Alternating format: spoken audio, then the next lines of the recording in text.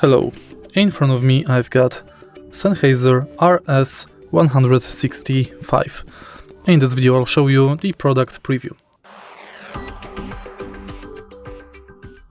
Firstly, take a look at the charging base. Right here we've got the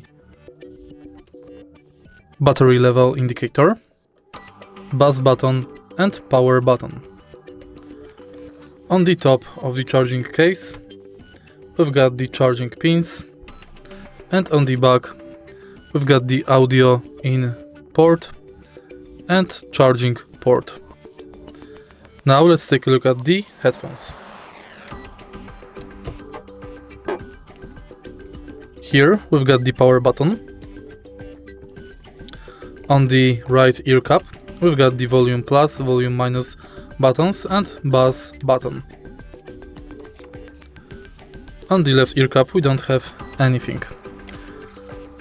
Batteries are inside each ear cup.